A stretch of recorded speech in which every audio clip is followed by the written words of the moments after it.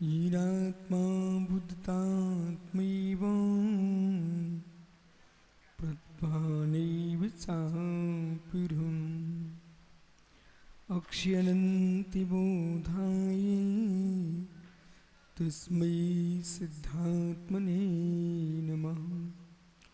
नमो रिहन्ताणं नमो सिद्धाणं नमो आर्याणं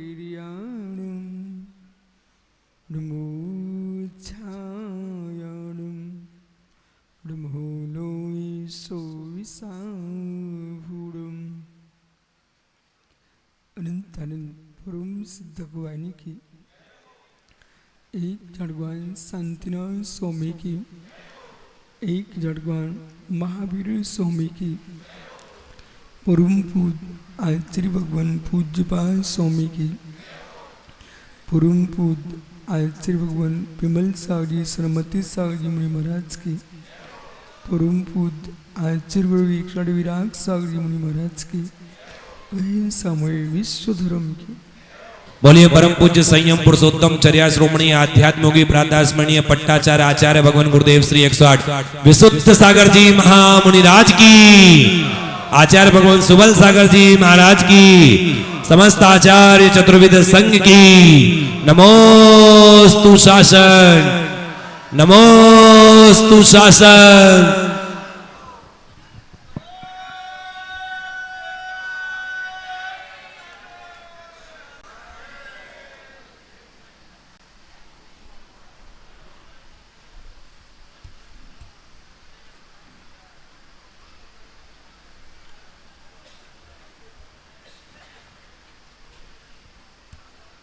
बंधु, अंतिम तीर्थ वर्धमान स्वामी के शासन में हम से विराजते हैं। तीर्थंकर जिनेन्द्र की पीयूष देशना जिनेन्द्रवाणी मनीषियों जगत कल्याणी, ये सर्वज्ञ शासन नमोस्तु शासन जयवंतो जयवंतो वितराग श्रवण संस्कृति।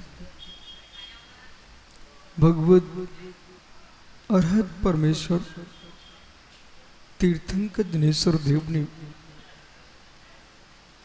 विश्व वसुंधरा को वस्तु की वस्तुत्व का सत्याद्भुत प्रदान किया है। आचार्य प्रवर पूज्यपाल स्वामी उस दृष्टि के पास है जो दृष्टि मात्र चैतन्य को चैतन्य के पास स्थापित करती है। वो गूढ़ ज्ञान गूढ़ विद्या जो शास्त्रों का अभिनय न कराते हुए, देव का अभिनय न कराते हुए, गुरु का अभिनय न कराते हुए भी इनसे भी शून्य कर दे, वह परम विद्या अध्यात्म विद्या है।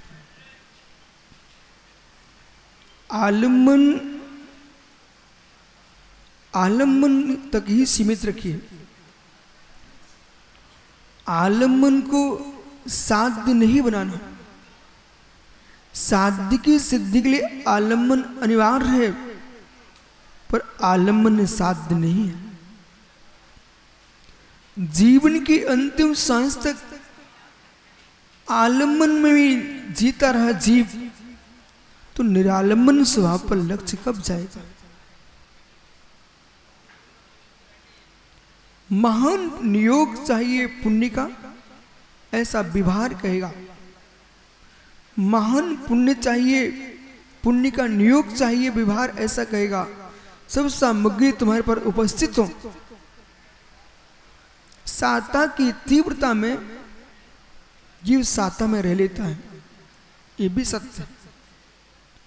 साता की तीव्रता में जीव असाता में प्रवेश कर जाता है, ये भी सत्य है। असाता के काल में भी साता को बुला लेता है, ये भी सत्य है। असाता के उदय में असाता को ही बुलाता है, ये भी सत्य है। ये सब सत्य है। नाना जीव अपेक्षा सब सत्य है।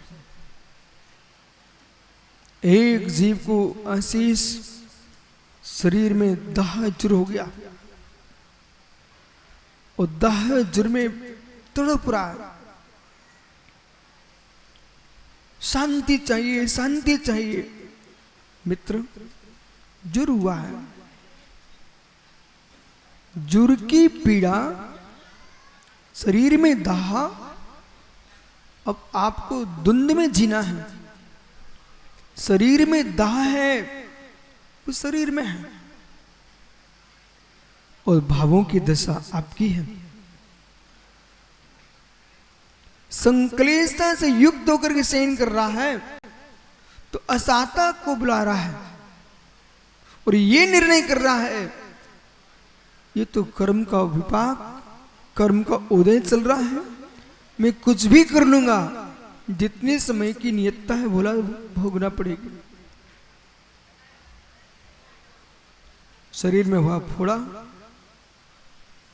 चाहे पक के निकले, चाहे दब के निकले, चाहे मवाद बह के निकले, अपनी सीमा में उनको शांत होना ही पड़ेगा।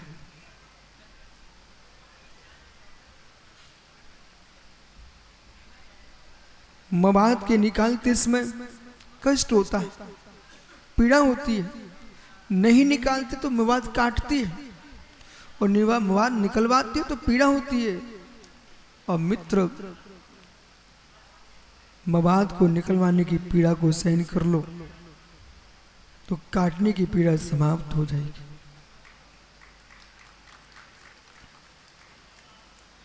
सहन कर लो। समय कह रहा है ये फोड़ा भी नहीं रहेगा, ये फोड़ा भी नहीं रहेगा, और जिस शरीर में फोड़ा है वो शरीर भी नहीं रहेगा।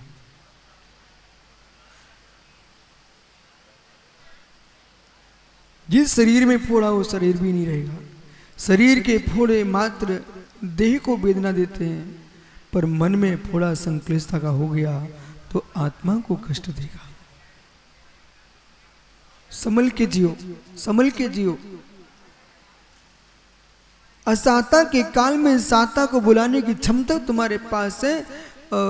भैया ज्ञानमती माता जी के भतीजे, मित्र, असाता के काल में साता को बुलाने की क्षमता तुम्हारे पास है। ओहो, कष्ट में पूज्य होने की क्षमता जिनके पास है वे ही परमात्मा है। कष्ट में समता जिनके पास है वे ही पूज्य होने के योग्य हैं। भैया सुशील जी, डॉक्टर साहब, कष्ट में समता जिनके पास है वे ही पूज्य होने के योग्य हैं। एक पाषाण की चट्टान से मिलिए, जो आदिनाथ स्वामी बन के आए कोरी में, वो भगवान की चट्टान से मिलना। कितना तुमने सहन किया होगा, कितना सहन किया है चट्टान, तब तू आज परमात्मा बन रही है। पंचकर्म महोत्सव हो रहे हैं आपके। कष्टों को सहन करना समझ लेता है, जो कष्टों में समता रखता है उस साता को बुला लेता है, और कष्टों में कष्ट में जीता है, कष्टों में कष्ट में ही जीता है। और पूर्व कर्म के उदय से कष्ट हुआ है, वो वर्तमान में तड़प रहा है, वो मेरे मित्र असाता में असाता को ही बुला रहा है। असाता में असाता को ही बुला रहा है। एक वो जीव है जिसके साता का तीव्र हृदय है, घर में खाने को भरपूर है, सब सामग्रियां हैं, तब भी मुस्कुरा के उपवास कर रहा है। लोग मना रहे हैं कि सुनील भोजन कर ले। ओहो हो, बोला लोग थाल लिए खड़े हुए हैं, 56 प्रकार के भोजन लिए खड़े हुए हैं, तब भी रूठ के नहीं, टुन्ना के नहीं, भुन्ना के नहीं, कसाई में नहीं, इच्छित नहीं मिला इसलिए नहीं, बुद्धिपूर्वक जो यूं सोच रहा है, यूं सोच रहा है, अनंत बार सेवन किया है, अष्टमी को नहीं खाऊंगा, चतुर्थी को नहीं खाऊंगा तो प्राण नहीं निकलेंगे, शरीर ही स्वस्थ हो रहेगा। और इतना ही नहीं निर्णय कर रहा है, वो क्या सोच रहा है, मेरे उदर के लिए जो भोजन निर्मित होता है उसके नियोग जो हिंसा होगी उससे मेरी आज हिंसा की रक्षा हो रही, अहिंसा में चला जा रहा। और जो खाने में पल पल में रसना पर एक तंतु नहीं है, प्रत्येक जिह्वा पर प्रत्येक स्थान पर मीठे का स्वाद नहीं आता, प्रत्येक स्थान पर नमक का स्वाद नहीं आता, खटाई का स्वाद नहीं आता, नियत कोश का नियत तंतु वहीं पर वो स्वाद आता। मित्र, जितने प्रकार के भोजन सामग्री थी वो अलग अलग प्रकार का जीव रस ले रहा था। जब रस ले रहा था तो ज्ञानी बोले रस लेते समय वो रस राग से ले रहा था कि वैराग से ले रहा था। अब अंतर ही हो सकता है कि अनंतानुबंधी कसाई के साथ राग था, कि प्रत्याख्यान के साथ राग था, कि अप्रत्याख्यान के साथ राग था, कि संजलन के साथ राग था, कि रति के साथ था, कि अरति के साथ था, किसके साथ राग था, ये करना नियोग से समझना पड़ता है।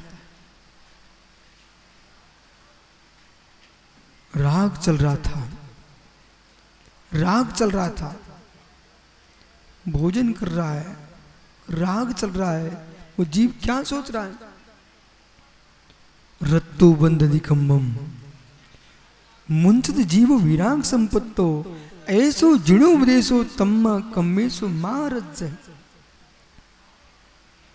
यदि मैंने आज भोजन का त्याग कर दिया, खट्टा मीठा कसाइला चरपरा कड़वा नमकीन इत्यादि रसों से आज विरक्ति हुई है, तज्जन आरंभ सारंभ से सुन हुआ हूं और ये रसना इंद्रिय पर नियंत्रण हुआ है। दो ऐसे इंद्रियां हैं जिनका नाम कामेंद्रिय है, दो ऐसी इंद्रियां शरीर में जिनका नाम कामेंद्रिय है, एक रसना इंद्रिय एक स्पर्श इंद्रिय, इनका नाम कामेंद्रिय है।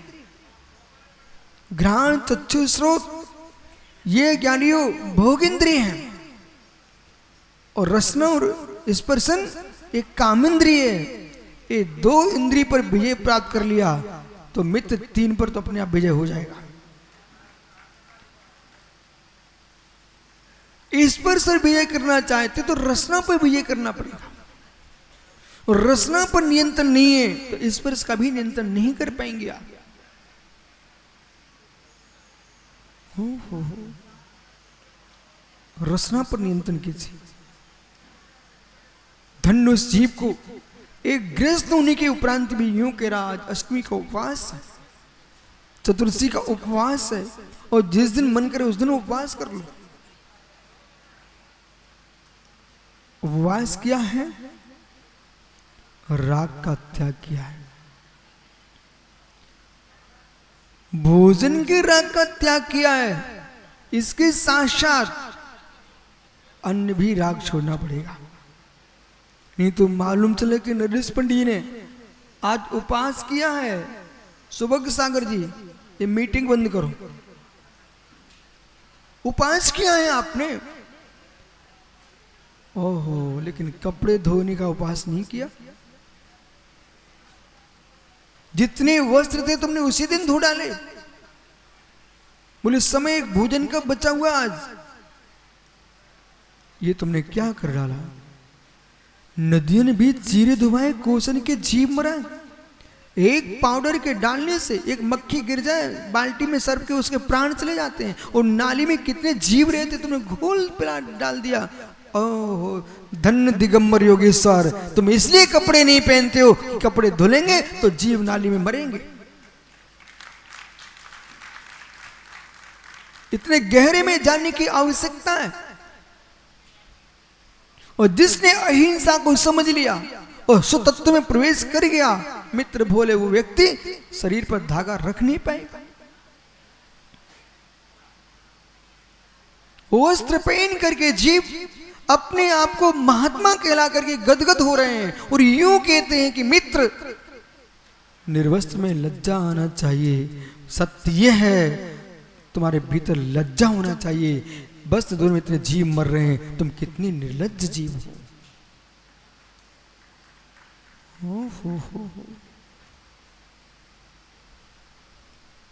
वस्त्र बनाने में कितने जीव मर रहे हैं, कपास उगाने में कितनी हिंसा हो रही है, बिलोने निकालने में कितनी हिंसा हो रही है।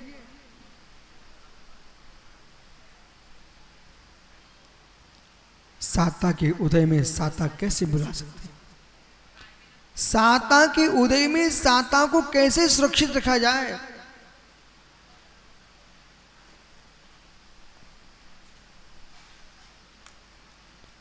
करना भी नहीं, कराना भी नहीं, अनुमोदना भी नहीं करना। अभी भूला, आपको मात्र प्रवचन सुनना है अपनी थाली पे बैठे भोजन करते समय। आप जितने भव्य श्रोता यहां बैठे हुए हो, देश में सुन रहे हैं, मात्र ऐसे सुनना कि अनिल कनाड़ा अपने सामने की थाली तेरे सामने है मित्र, वो अपनी थाली को देख करके भोजन करना। आपको अपना पेट भरना है, तब तुम किसी को नहीं देखते हो। जब मुख में गिरास पहुंचता है, फिर तुम गिरास को भी नहीं देखते, मात्र स्वाद चखते हो। ऐसे ही उपदेश सुनते समय आपको इसमें क्या देखना है कि ये चिंतन नहीं करना है कि ऐसा कैसे हो जाएगा, ऐसा कैसे हो जाएगा। आपको ये देखना है कि मेरी आत्मा साता में साता का बंध कैसे कर सके, असाता में साता का बंध कैसे कर सके, ये निर्णय लेना आपको। और जैसे आशीष तुमने यूं देखा दूसरी जगह, बस समझ लो तुम फिसल गए, फिसल गए। क्योंकि यदि आपको गुरु समझा रहा था बेटा ऐसा काम नहीं करना, वो आपका गुरु भाई वैसे ही कर रहा था, वो आपके मन में विचार आ गया कि मुझे क्यों समझाते हो, और भी तो लोग हैं। मित्र तुम पागल आदमी हो, शुद्ध पागल आदमी हो। क्यों? तुम्हारे पास साबुन है, दूसरे छपाए कपड़े घूम रहे हो, ससुराल जा रहे हैं, नाक कटाएंगे बेचारे। साबुन तुम्हारे पास, अपना बस साफ करके जाओ ना। गुरु तुम्हारे पास है, तुम्हारी सफाई कर रहा है, तुम साफ होके जाओ ना। क्यों नाक कटाने जा रहे हो?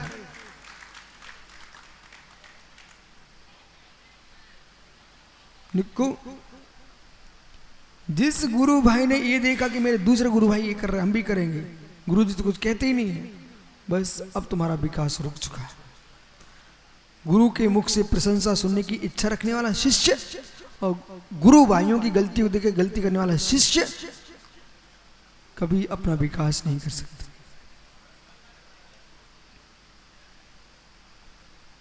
नरेश भाई, पंडित जी कैसे बन गए? क्या अशोक नगर में दूसरे लोग नहीं थे?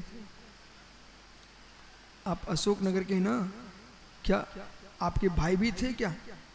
हुई पंडित जी दुकान कर रहे हैं। सुनिए, आपने दुकान की उपेक्षा की है, पिता के व्यापार की उपेक्षा की है, तब विद्वानों की श्रेणी में बैठ पाए हो। ओह, पिता की उपेक्षा की आपने, भाई के व्यापार की उपेक्षा की, तब आप विद्वानों की श्रेणी बैठ पाए हो।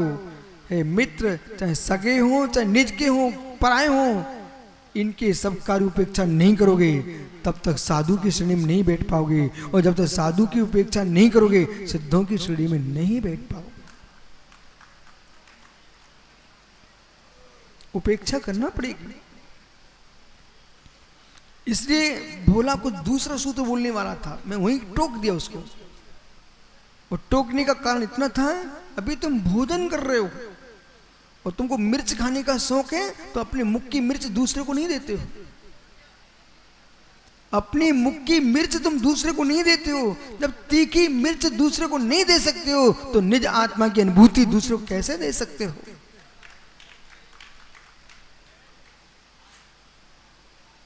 एकत्र परिस्थित हो जाइए। ये संजीव, ये द्रव्यानुयोग है।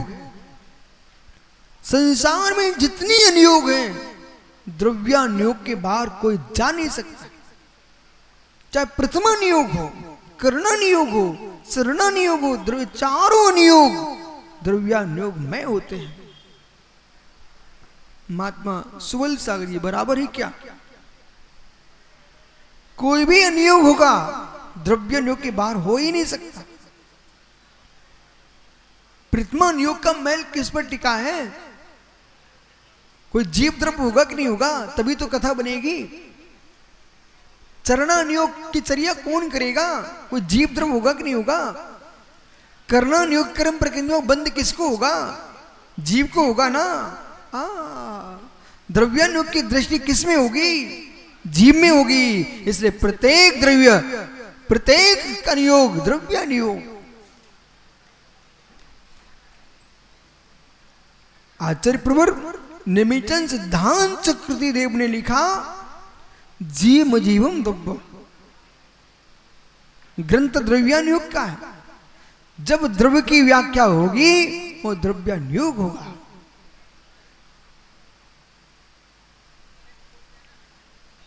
वीर सेन स्वामी ने श्री धवला जी की 9वीं पुस्तक में श्री धवला के सिद्धांत को भी अध्यात्म लिखा है।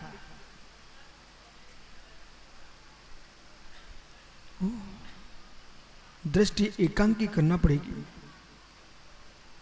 भैया। वो आपकी बुआ है ज्ञानमती अम्मा, वो आपकी बुआ सोचती मैं जगत के चेहरे भी देख लूं, एक आध बच्चे भी कर लेती, जगत को मना के रखती। मित्र मित्र जैसे माता नीचे बैठी हैं, ऐसे बुआ को यहाँ नीचे बैठा मिलता। जगत के बच्चों से विमुख रही है, इसलिए आगम लिख सकी। यह संसार जी ज्ञानी डॉक्टर करने वाला डॉक्टर की पढ़ाई करता है, वो दूसरा विषय देखता नहीं, और देख लेगा तो अधिकृत डॉक्टर बन नहीं सकता। उपेक्षा। विशल सागर जी भैया, जो व्यक्ति जज बनना चाहता है उसे सारी पढ़ाई बंद करना पड़ती है। मात्र एक ही लक्ष्य है, मुझे न्याय पढ़ना, न्याय पढ़ना, तो वो जज बन के न्यायाधीश बन के आता है। ऐसे जिसका निर्णय है मुझे भगवान बनना है, भगवान बनना, भगवान बनना है, वो सारी पढ़ाई बंद करके निज आत्मा को ही पढ़ता है, वही भगवान बन पाता है।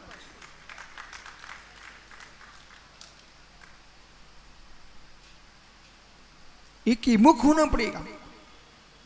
अनिल कनाड़ा, व्यापार में वे ही व्यक्ति सफल होते हैं जो अपने व्यापार पर ध्यान देते हैं, और दूसरे के चलते व्यापार पर ईर्ष्या करके बैठे घंटों घंटों देख रहे हैं गंगवाल जी, रमेश भैया, कि ये व्यक्ति इतना आगे कैसे बढ़ रहा है। तुम मात्र अपना समय बर्बाद कर रहे हो, वो बढ़ रहा है, तुम देख के झुलस रहे हो। अरे तुम झुलसो मत, तुम भी बढ़ने लगो।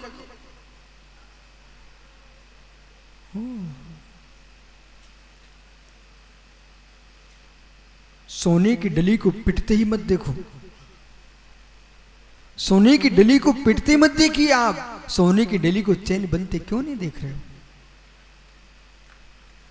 एक व्यक्ति के सामने मित्र सोने की डली पिटते दिख रही है, देखो कितनी चैन बड़ी गले में चैन पहने बैठा भाई।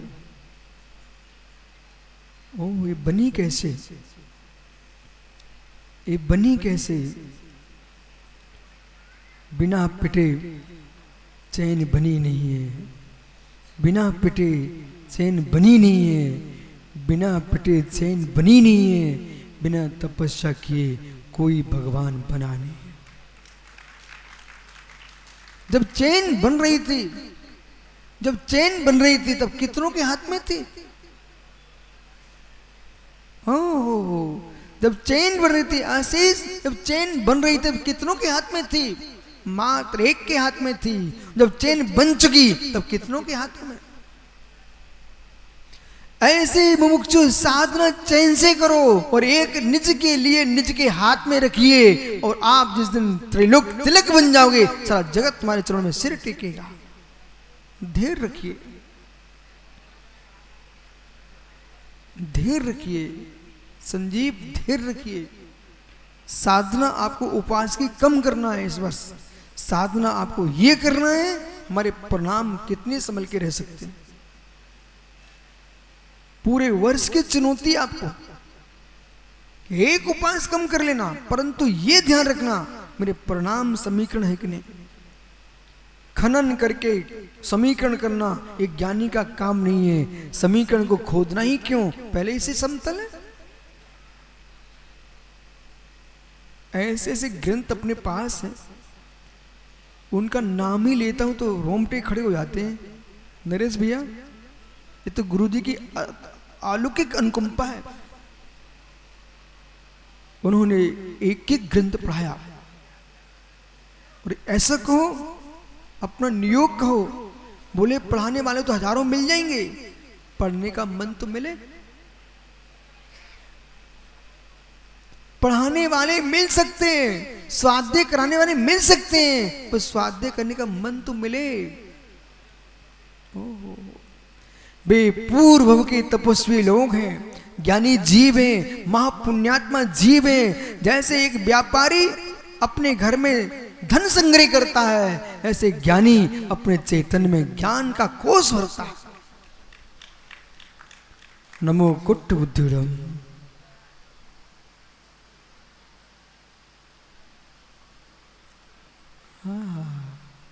नमो पन्य सम्राणम, नमो कोट बुद्धिडम, नमो कोट बुद्धिडम। मालूम है क्या बोल रहा हूं? नमो जनानम, नमो वही जनानम, नमो परमोहि जनानम, नमो सब्बोहि जनानम, रंतो ही प्राणम, नमो कोट बुद्धिडम, नमो वेद बुद्धिडम, नमो पादान शरणम, नमो सम्भिन्न सोधानम। ओहो मित्र, क्या बोल रहा हूं?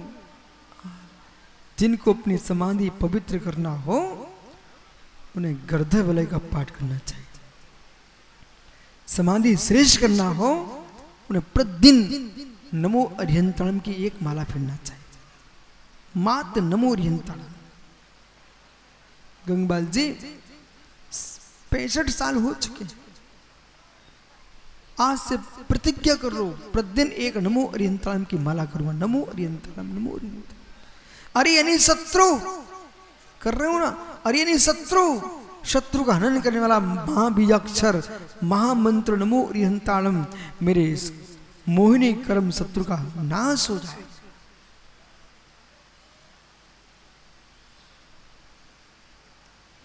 उस राग से लिप्त मत हो जाना, उस राग से लिप्त मत हो जाना तो राग द्वेष में खड़ा कर दे। मालूम नरेश पंडित मैं क्या समझता हूं? मैं ये समझता हूं, मैं कहता हूं प्राचार्य बड़ों से, हे मित्र उस राग से युक्त मत हो जाना तो राग देश की रोड पर खड़ा कर दे। मैं समझा रहा हूं 1 मिनट के अंदर। ओहो ज्ञानी, शराब की शीशी कितने प्रेम से खरीदता व्यक्ति, जितने मिठाई की दुकान पर लाइन न लगी हो उतने मंत्रालय में लाइन लगाए खड़े पागल लोग। ओह शराब की शीशी को कितने प्रेम से खरीदते हो, और कितने प्रेम से ओ घर में ब्याह करके रोडों पर जाकर के किनारे खड़े होकर के कितनी शांति से पी रहे हो।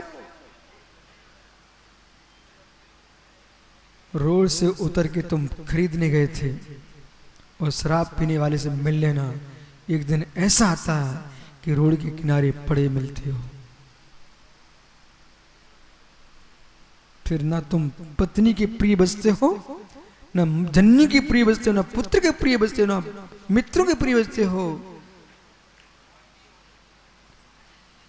देवानाम प्रिय हो जाता है। जो संस्कृत जानते वो समझ में क्या हो रहा हूं राजेश, वो देवानाम प्रिय है। जो जो मदिरा पान करते सब देवानाम प्रिय। और देवानाम प्रिय का अर्थ संस्कृत का है देवानाम प्रिय, यानी मूर्खों का सरदार, मूर्ख। देवानाम प्रिय नहीं मूर्ख आदमी। जो मदिरा पान कर रहा है, शराब पी रहा है, मित्र कुछ दिन के अंदर कंगाल जब हो जाता है, वो जैसे मदिरा का माधुर्य कंगाल कर देता है, ऐसे भोले जगत के जीवों के प्रति राग बुद्धि आपको विशुद्धि से कंगाल कर देती है।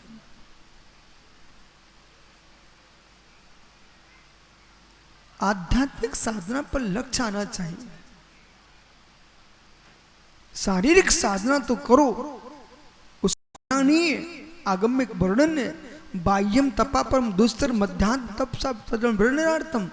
बहिरंग तप अंतरंग तप की सिद्धि के लिए, आध्यात्मिक तप की सिद्धि के लिए करना चाहिए। लेकिन क्या है पंचम काल में कथनचित ये फोटो, तस्वीरें, मोबाइल, कैमरे, ये सब साधक को साधना में विघ्न करने वाली द्रव्य है। सत्य को तो कह लेना चाहिए एक दिन। जितने पैम्पलेट हैं, पेपर हैं, पत्रिकाएं हैं, ये साधक की साधना में अंतराय के भी साधन हैं। जैसे कि माना कि व्यसन सागरी है, सुबल सागरी है, भाई इनका पुण्य तेज है, किसी को पता नहीं, संजीव ने उनका पेपर में छपवा दिया, पैम्पलेट बना दिया, पत्रिकाओं में आ गए भैया महाराज जी का चातुर्मास से। कोई ऐसे भी साधक थे जिनका ऐसा कीर्ति तीव्र नहीं था, वो पेपर उनके हाथ में लग गया, बोले मेरे भी फोटो खींचने, मैं तो कितनी साधना करता हूं। ठहर जाइए, थोड़ा देखो मेरी तरफ, देखती रहो ना। क्या हुआ? एक समय पर्दा आया कि नहीं आया? चेहरा ढका कि नहीं ढका? इस कागज ने ढका कि नहीं ढका? ओहो, आगमों का अभ्यास करने पर तत्व बाहर आता है। जरा सा यूं किया तो बोला तेरा चेहरा मुझे दिखा नहीं, तो मेरा तुम्हें भी नहीं दिखा हुआ। इस कागज के तरह आने पर ये चेहरा ढक गया। जिसके ज्ञान का घी पैम्पलेट में आ गया, आत्मस्थ जीव था, वो कागज पर आ गया। जब कागज प्रमेय बनता है तो प्रमिति क्रिया किस में हो रही है? कागज पर हो रही है। प्रमाण का प्रयोग क्या हो रहा है? कागज पर हो रहा है। आपको मालूम नहीं चला, इतने में आपने बुद्धिपूर्वक अपनी संयम उपलब्धि में अंतराय डाला। शम, इसे कौन कहेगा, कौन समझाएगा? आचार्य गण, मुनि गण, माता जी, आर्काएं, ये सब लोग जब तक ग्रंथ खोल के नहीं व्याख्यान करेंगे, कम से कम जीव छोड़ नहीं पाए, ज्ञान तो हो जाए।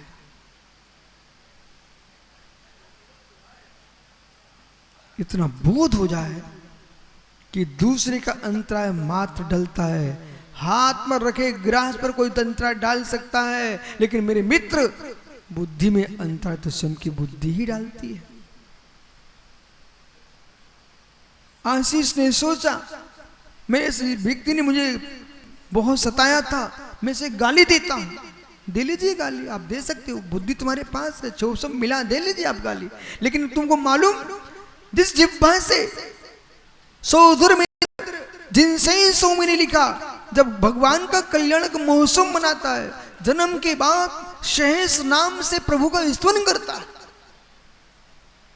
सहस नाम से प्रभु का स्तवन करता है, सहस नाम से। वही जिह्वा है, वही मुख है जिससे तुम गाली दे करके अपवित्र कर रहे थे। एक सौदर महेंद्र 3 लोग के नाथ का स्तवन करके, अनीचा भक्ति करके, पंकज वह वह जीव एक भवतारी होने की योग्यता बना लेता है।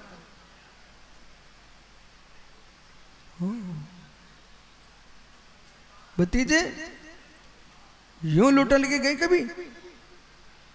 यूं लोटा लेके गए कभी? इसका अर्थ क्या होता है? हाँ हाँ। और यूं लोटा लेके गए कभी? इसका अर्थ क्या होता है? ओहो, लोटा वही है। यूं लो जाओ तो मल बनाएंगे तुम पानी को मल धोने के लिए, और यूं ले जा रहे हैं आदिनाथ का मस्तक अभिषेक करेगा प्रभु पानी से। मैं कुछ नहीं बोल, मैं तो आपको मात्र संकेत कर रहा हूं। योग्यता तुम्हारी है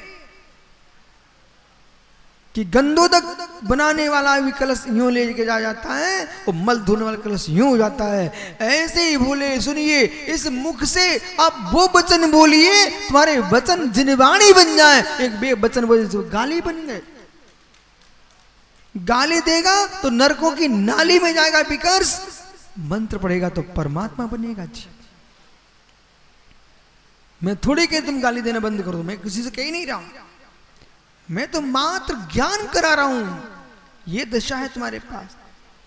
मस्तिष्क मेरे पास भी आपके पास भी, ऐसा नहीं कह सकते हो कि हमारे पास मस्तिष्क नहीं है। है मस्तिष्क।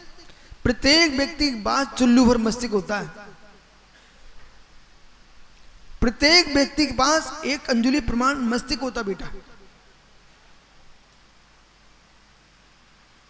नहीं समझ में आ रहा आपको? वो डॉक्टर बैठा, पूछो सुशील से। भगवती आराधना में ग्रंथों के नाम बोलता हूं, लोग छिपा सकते हैं, बोले ये पढ़ लें तो ज्ञानी बन जाए। मैं तो बता रहा हूं तुम सब ज्ञानी बनो ना। भगवती आराधना, मरण कंडिका, कल्याण कारकम, सुश्रुत, बागभट, इन सारे ग्रंथों में लिखा हुआ है प्रत्येक व्यक्ति के पास एक अंजलि प्रमाण मस्तिष्क होता है। ये जो तुम्हें दिख रहा है ये मस्तिष्क नहीं है, ये तो पात्र है। ये तो पात्र है, इसके भीतर एक चुल्लू तरल पदार्थ मस्तिष्क होता है। और जिसका मस्तिष्क शुष्क नहीं हुआ तब तक बुद्धि काम करेगी। पर इसका मैं एक एक बात आपको खोले देता हूं। बोले जैसे कि बैलगाड़ी देखी आपने भतीजे? बैलगाड़ी देखी ना? बैलगाड़ी के लिए भी ओवन चाहिए पड़ता है। विमान हो, यान हो, वाहन हो, सबके लिए ओवन चाहिए पड़ता है। तो बैलगाड़ी में भी वो भैया से पूछो आशीष से, वो कपड़े की चिन्नी फाड़ फाड़ करके तेल में डाल करके अंदर डालता है उसके चक्कों में, तब वो गाड़ी चलती नहीं तो चींची करने लग जाए, चीख जाएगी। ऐसे ही प्रकृति का नियम है, तुम लोग समझते नहीं हो। इस शरीर के यंत्र को, ये शरीर यंत्र को चलाने के लिए तुम्हारे शरीर में तेल है। समझाऊं? पक्का? अनिल तेल है।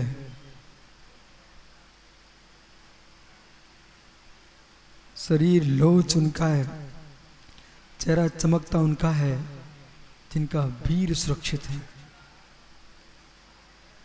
जैसे जैसे विमान का पेट्रोल सफेद होता है,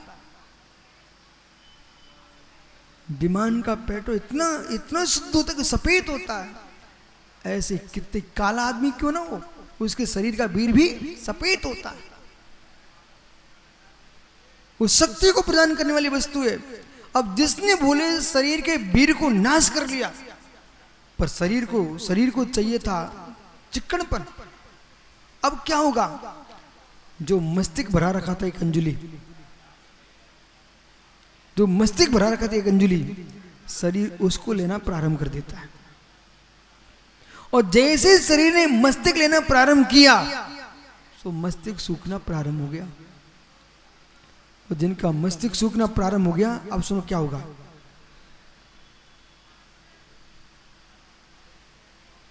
सुन रहे हो? समझ रहे हो? वो सही नहीं आ रहा। होश ही नहीं आ रहा। गाड़ी पूरी बढ़िया है, चाबी भी लगा दी है, तेल नहीं है, चला के दिखा दो। आज ही खरीदी पर तेल नहीं है, चला के दिखा दीजिए आप।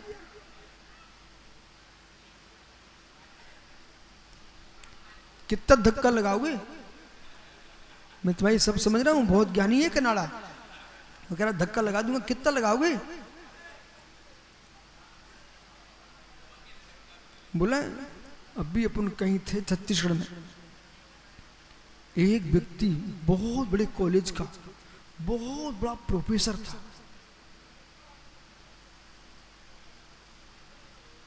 वो परिवार के लोग दर्शन को लाए, मालूम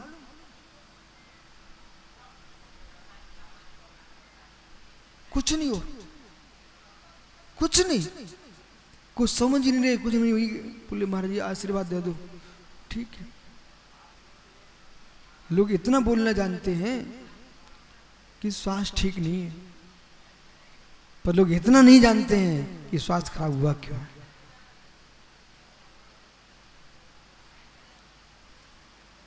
तुम नो कर्म को जानते हो, कर्म की बातें करने जानते हो, भाव कर्म पर क्यों नहीं जाते? हलवा वाला, ओहो, भाव कर्म पर क्यों नहीं जाते हो?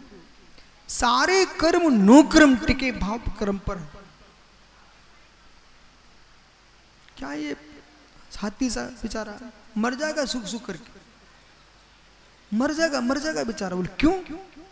बोई मोड़ा, बोई मोड़ी, बोई पत्नी, बोई घर, बोई दुकान, बोई मकान, बैठा यहां पर है। हो मित्र, बुरा नहीं मानना। हो मित्र, जब मैं छोड़ चुका हूं, एक सज्जन मेरे पास आया, बोला भिंड में, बोले गुरुजी वो भैया का चौका लगा है, आप देख लेना। क्या दिख गए? इनके दिख गए। बड़ी सामान्य जीवन है, यही राग तुम्हें दिखाने थे। जब सामान जगह पड़कते ऐसे जब होगी विधि तो पहुंच जाएंगे, नहीं तो नहीं पहुंचे, नहीं पहुंचे। इसमें संत रोने किस बात का? भी रो के आ गए सामने, हमने तुम कितनी आंसू टपका होते, असर पड़ता नहीं है। ये आंसू देखते होते तो मुनि ही नहीं बन पाते।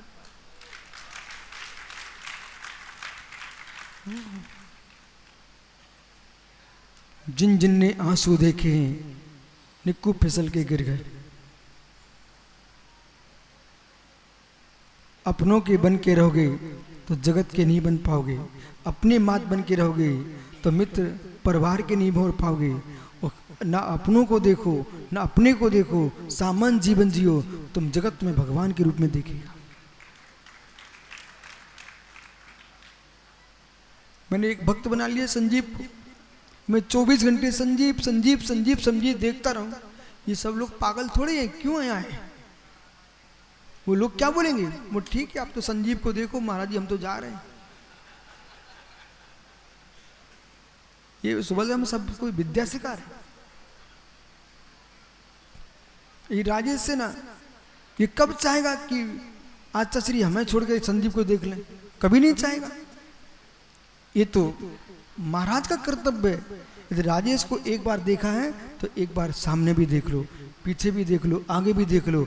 मित्र चक्रवर्ती भरत की राजनीति क्यों नहीं सीखते हो? जितना विशाल वैभव मिले उतनी विशाल बुद्धि मिलना चाहिए, तब वैभव चला पाएंगे आप।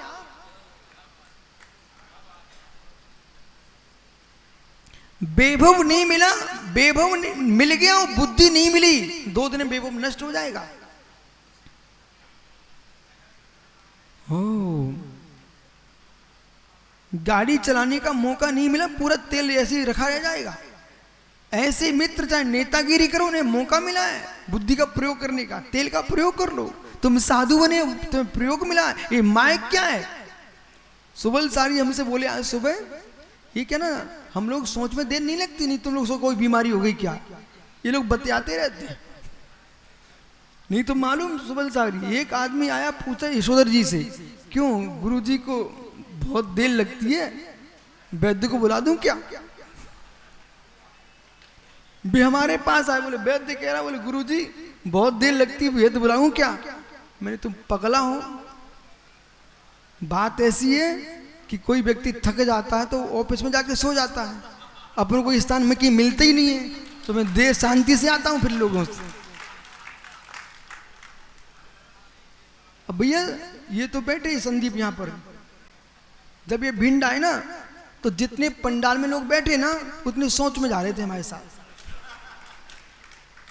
पूछो ना आप थे ना भैया? हाँ। अब बड़ौद में हमने चातुर्मास किया, बड़े विचित्र भगवान आत्माएं थे। अब जिसका जन्मदिन हो ना भैया, मैं जाऊं सोच को भी वहीं बेंड लेके आ जाए, और सोच को जा रहा है बेंड से, सोच वापस आ रहा है बेंड से। अब लोग कह रहे हैं बोले हमारे बच्चों की शादी में तो बेंड नहीं मिल रहे और महाराज शुद्धि को बेंड से जा रहे हैं। तो क्या करूं ये, मैं क्या करूं? अपने अपने पुण्य कमाओ, तुम्हारे पास बेंड पहुंच जाएंगे। अब ये क्या है भैया, बच गए बेंड भतीजे, एक बार बच गए, एक बार उल्टे और बच जाएंगे। अरे हमारे साथ चलो, दिन भर सीधे बजते।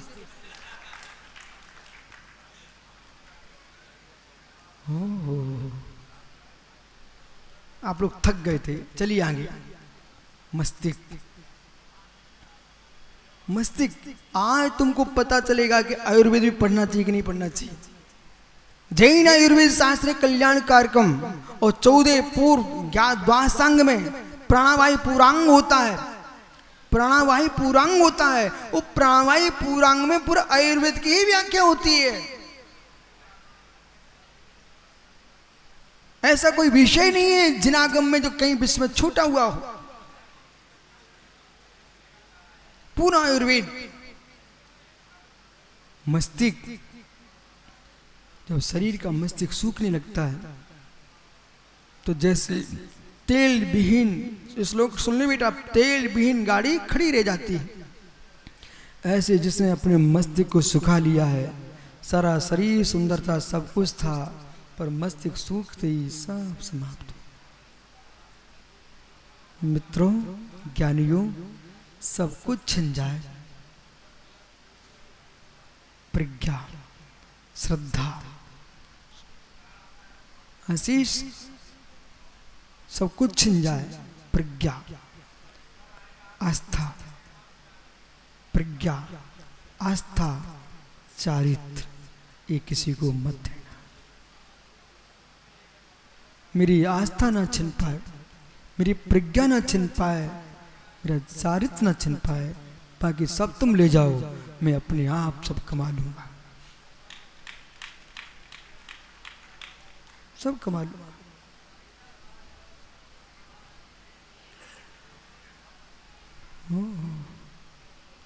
पंडित जी, मस्तिष्क बचा के रखना। और तुम यदि देश में दयालु जीव हो, आप प्रतिष्ठाचार गण हो, आचार्य मुनिगण हैं, इधर माता जी हैं, इन ये भट्टारक जी, इन सबको माइक मंच मिलते हैं, तो माइक मंच मिलते हैं तो मित्र, पानी सबके पास रहता है। स्नान करके संडासे में नष्ट कर दो, चाहे खेत की क्यारी में छिड़क दो, तो घास के साथ फसल आएगी। ऐसे तुम्हें प्रज्ञा मिली है, ये बांट दो। और जगत के छोटे छोटे नन्हे नन्हे बच्चों से कहो, बेटा मस्तिष्क को सुरक्षित रखना, देश तुम्हारे कंधों पर है, धर्म तुम्हारे कंधों पर है। असंयम का सेवन भी संयम के साथ कीजिए आप, असंयम का सेवन भी संयम के साथ कीजिए। आपकी भले सुपत्नी है, जरूरी नहीं है कि प्रतिदिन आपको संसार का सुख ही भोगना पड़ेगा। मित्र, 10 दिन का ब्रह्मचर्य, 15 दिन का ब्रह्मचर्य, 19 दिन का ब्रह्मचर्य, 29 दिन का, ऐसे ब्रह्मचर्य का पालन करते रहिए, जिससे मस्तिष्क बचा रहेगा।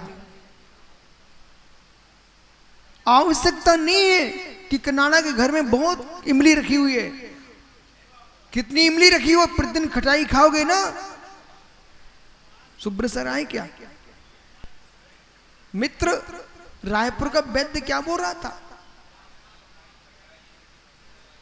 इनसे सुन लो। रायपुर का वैद्य बोल रहा था, रायपुर का वैद्य, मैं नहीं बोल रहा भैया, मैं तो ऐसा शब्द बोल ही नहीं सकता। रायपुर का वैद्य कह रहा था कि ज्ञानियों, जिसने खाई खटाई उसकी भगी लुगाई। अधिक खटाई खाने वाले को नपुंसकता आती है, शक्ति छीड़ हो जाती है। तो आवश्यकता नहीं है। जो लोग बहुत खटाई खाते हैं, चरपरा और खट्टा मीठा चरपरा, आप विश्वास मानिए जितने मसाले, जितनी खट्टे, ओहो लस्सी, आइसक्रीम, फिर बेटा फिर तो जुकाम होनी है। यहाँ क्या कह रहे हैं, असंयम का प्रयोग भी संयम के साथ कीजिए। आपने कभी देखो, मैं चलाना नहीं जानता हूं, पर क्या करूं, मेरे साथ बिहार करो तो मैं सब ज्ञान हो जाएगा। एक दिन क्या हुआ, महाराष्ट्र में बिहार चल रहा था संजीव, और मुझे रुकना पड़ गया पेट्रोल पंप पर। कारण क्या था, शाम हो गई, दिगंबर मुनि रात्रि में चलते नहीं, बोलते नहीं। हाँ, धन्य दिगंबर की साधना, आशीष जहां शाम हो जाए वहीं विश्राम, जंगल हो, खेत हो, कल्याण हो। हम लोग पहाड़ों पर, जंगलों में रुके। ग्वालियर से बिहार किया, जंगल में रुक गया। और कहाँ रुका, कोई स्थान नहीं मिला। एक मझार थी, मझार के अंदर ठहर गया। अब लोग मालूम क्या बोले, महाराज जी भूत लग जाएंगे। हमने, मैं भूतों का भूत हूं। पूरी रात्रि मझार में निकाली, कई बार शमशान घाट में सो जाऊं, पर एक भी बेंतर नहीं आए मेरे पास। वो वहीं से नमस्कार करे, भग्य बेचारा, बोले कि इनके पास क्या जाऊंगा। ओहो पंडित जी, कुंडलपुर छतरपुर के बीच में एक बार तो आ ही गया। हमने सोचा आशीष आज हो गया काम।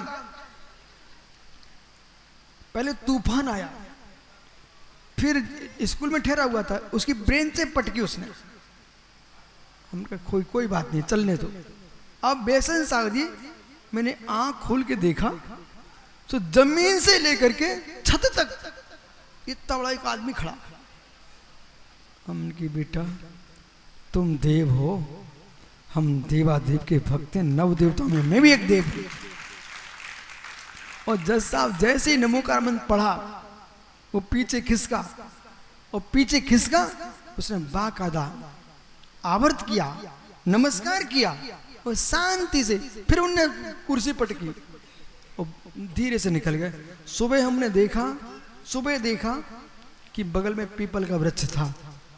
हमने ठीक, तुम्हारा निवास स्थान यही था। अच्छा हुआ क्या, वैसे तो कोई मानता नहीं। मेरे साथ छतरपुर के बच्चे और थे, वो भी कच्छ में थे। सुबह बोले गुरुजी हम तो शांत बैठे। हमने क्या हुआ, अरे कोई घूम रहा था।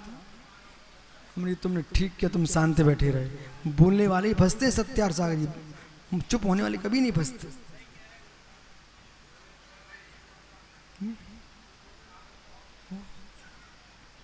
कहीं भूतों के घर में भी रहना पड़े तो एक मंत्र सीख लो। मंत्र है तुम सीधे पहले जाना और एक है ना, मैं मेहमान हूं, मुझे पता नहीं आपका, अब आप देख लो मेहमान के साथ क्या व्यवहार होता है, आप कर लीजिए। तो अपने आप आदमी पसी जब ये मेहमान है, मेहमान को थोड़ी परेशान करना पड़ता है। हाँ देखा।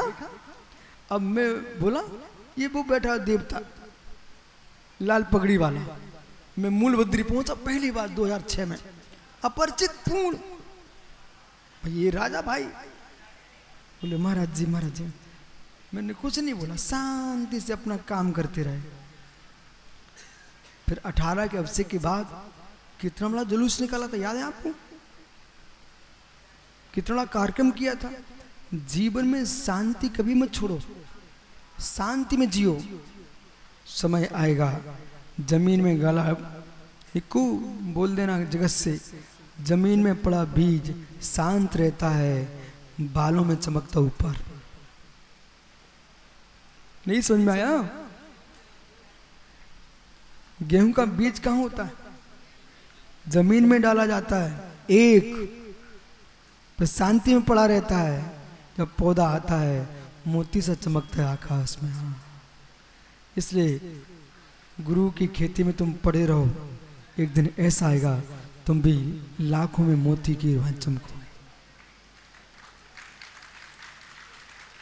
आपका समय हो गया है,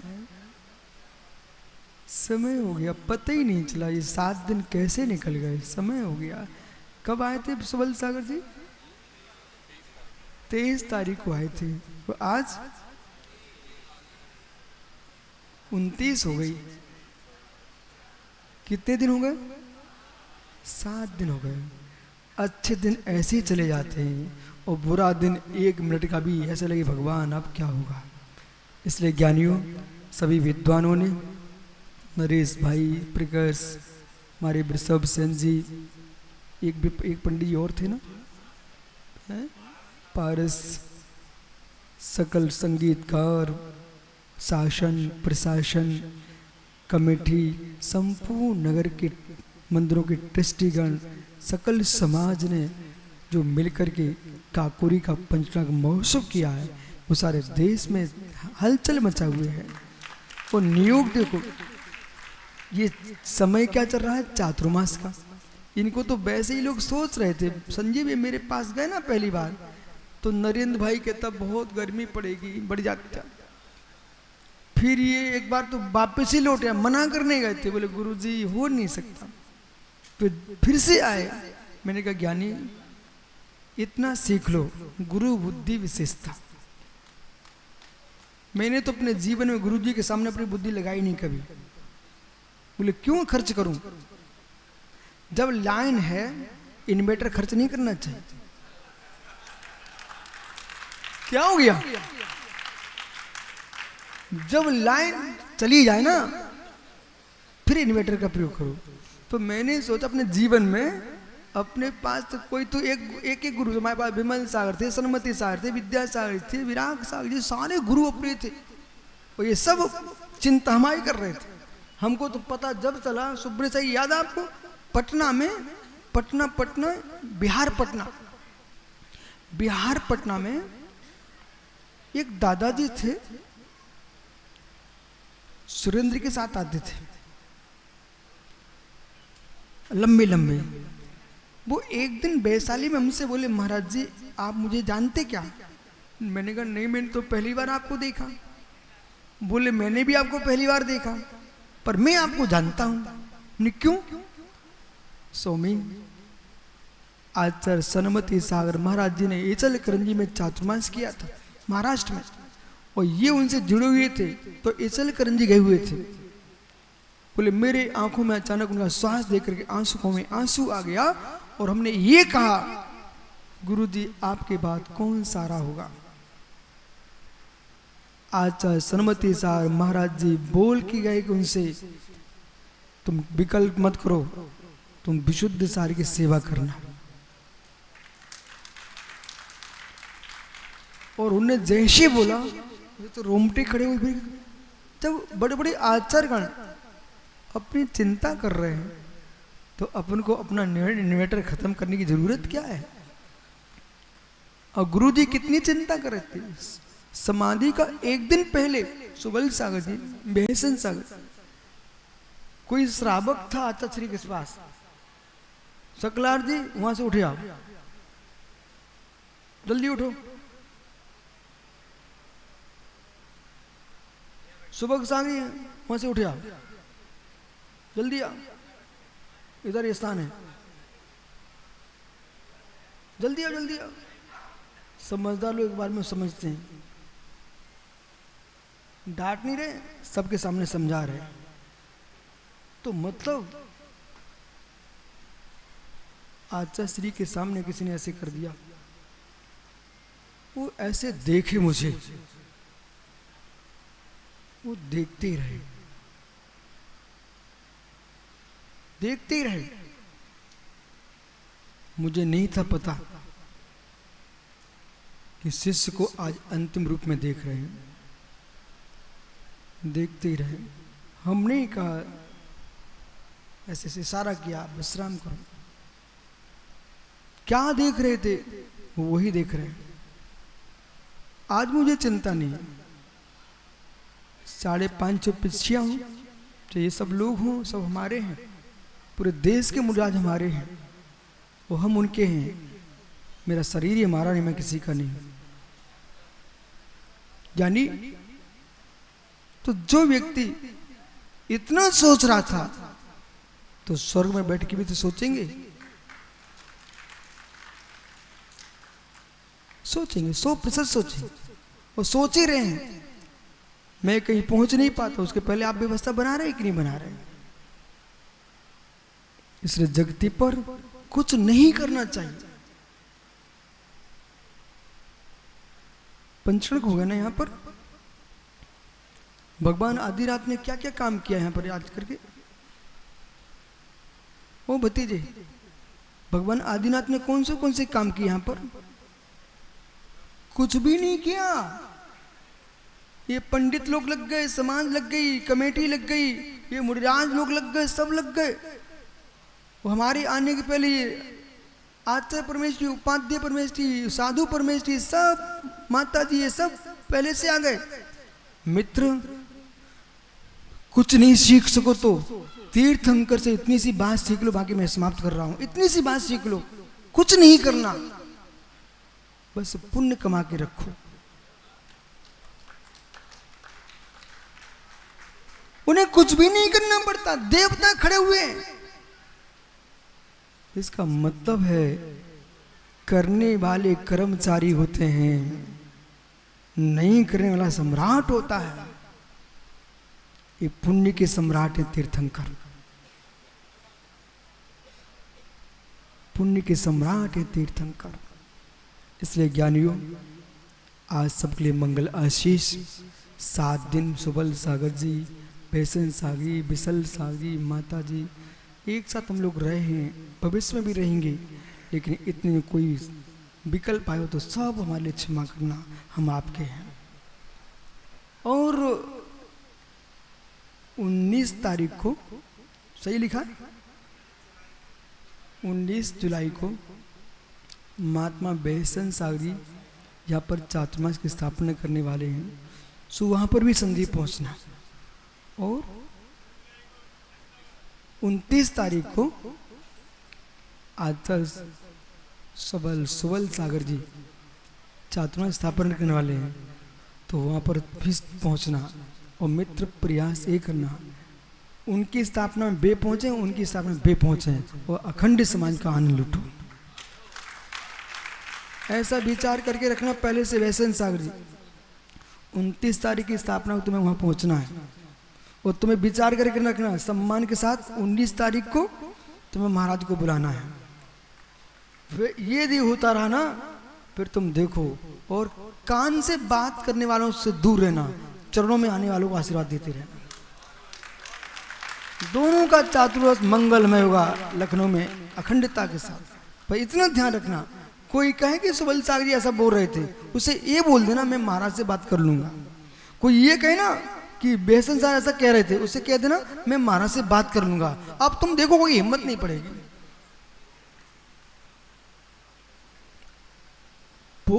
सागर में संजीव एक ही परिसर में मोराजी में 5 संघों के चातुर्मास हुए और उसमें आधे साधु दक्षिण भारत से, कर्नाटक से आए हुए थे। देशभूषण महाराज के शिष्य भरदत्त सागर जी, अनंतमती अम्मा, वो तो बेटी बिरक्सरी, ये तो उसमें घर में ब्रह्म बिन्ना थी।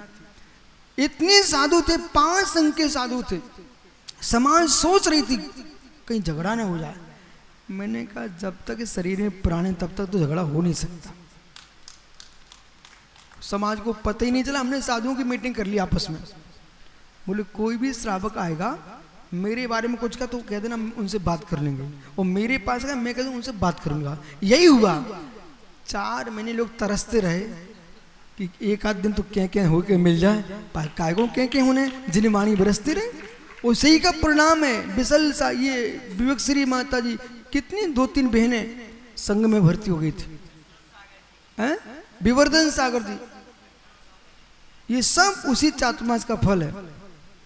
इसलिए ज्ञानियों, ऐसे ही लखनऊ आए हो तो बिना भेंट के जाना मत। सुन रहे कि नहीं? लखनऊ आए हो ना, नवाबों की नगरी में आए हो तो मित्र भगवान तीर्थंकर ऋषभ देव के नगर में आए हो, खाली जाना मत, कोई ना मिले तो संदीप को साथ में ले जाना। ओहो बस राजेश, ये सुबल सार से बोलो यति सम्मेलन में पधारा, ये सब की भावना रही ना, व्यसन सागरी बिसल सागरी, कहाँ गए बिसल सागरी? तो मित्र सबको यदि यति सम्मेलन होता है तो सुब्रसाय सबको निमंत्रण दे देना, और जितने मात्र संघ के ही नहीं, देश में जितने मुनि संघ हैं सबका यति सम्मेलन एक साथ होना चाहिए। मुनियों का मिलन होना ही संस्कृति की रक्षा है। ओहो, इसलिए आइए आप आनंद का चातुर्मास में स्थापना करो और मंगलमय होगा। संदीप भैया सकल समाज से कहना, दोनों साधुओं का ऐसा आप चातुर्मास कराना कि पूरे देश में एक सूचना जाए कि दिल्ली वाले भी सोचते रहे कि लखनऊ में कैसा चातुर्मास चल रहा है। आत्मा शुभावम परिभाव भिन्नम, आत्मा शुभावम परिभाव भिन्न।